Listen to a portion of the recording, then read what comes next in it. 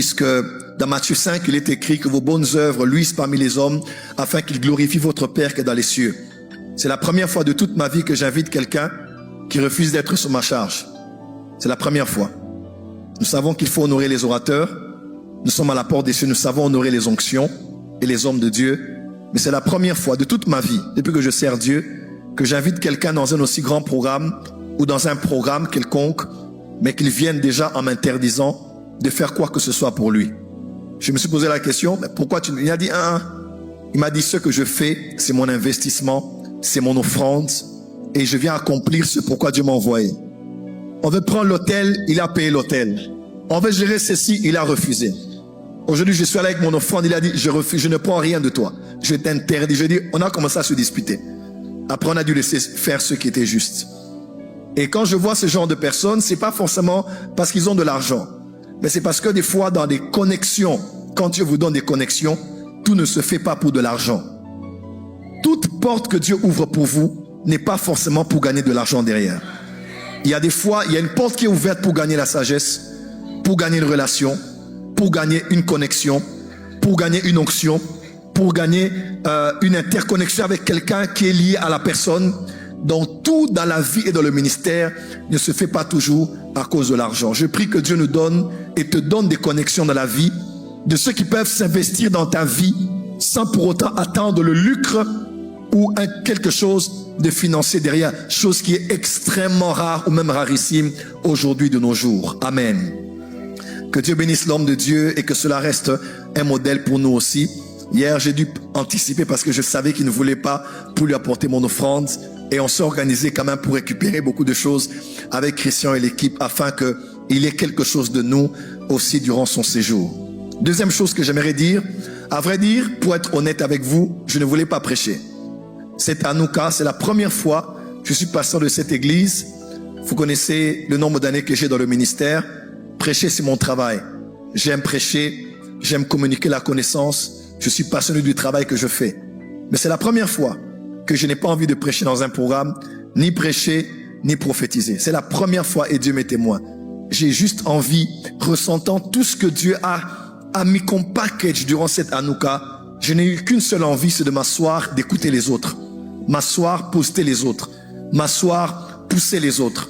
M'asseoir et surtout avoir le temps de prier. Mais vu qu'il y a des brèches dans l'agenda et dans le programme, je vais essayer de prêcher et vous allez prier pour moi afin que je sois à la hauteur de ce pourquoi je me tiens ici avec le micro.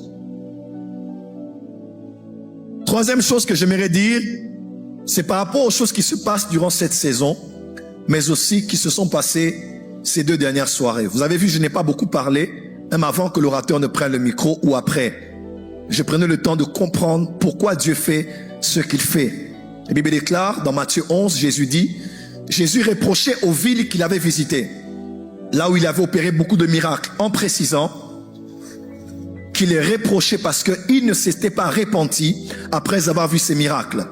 À vrai dire, lorsque Jésus faisait les miracles dans toutes ces villes, il avait un objectif, emmener ces hommes à la repentance. Au fait, ceux qui bénéficiaient des miracles ne comprenaient pas au fait pourquoi les miracles se faisaient. C'est ainsi que dans Jean, il est écrit, car ils ne comprirent pas le miracle de la multiplication de pain. De même, quand Jésus multipliait le pain, ce n'était pas que pour manger et manger les poissons.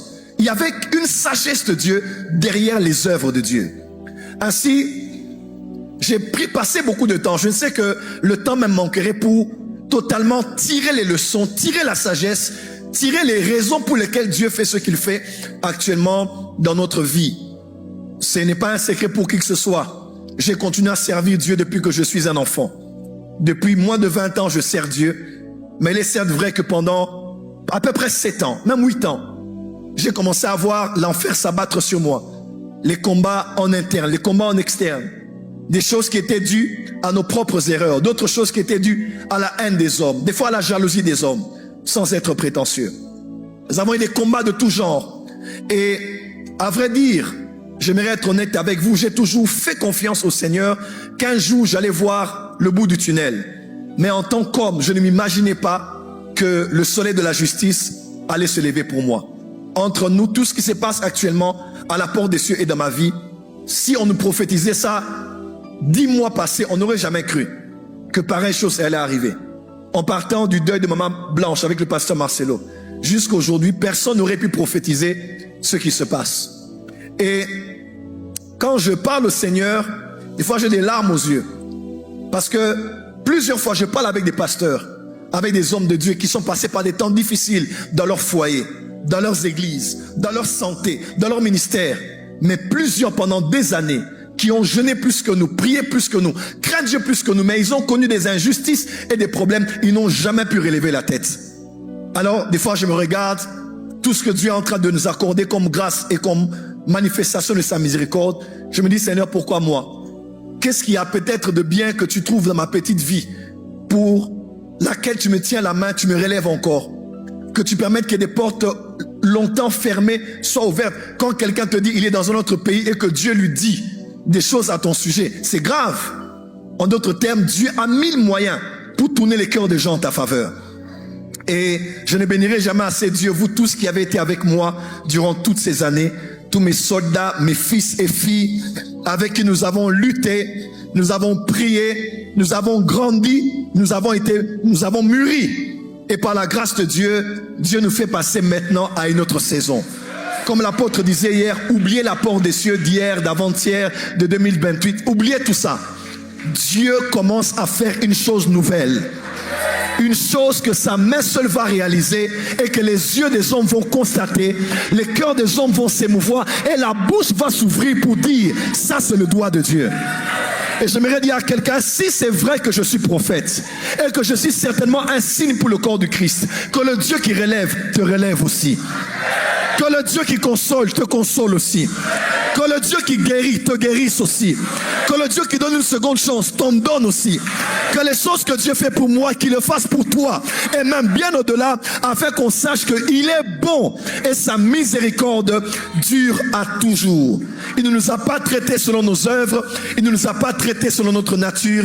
Il nous a traités selon sa grande bienveillance et sa grande miséricorde. Depuis dimanche, je vous dis, cette Hanouka est l'Hanouka de l'humilité.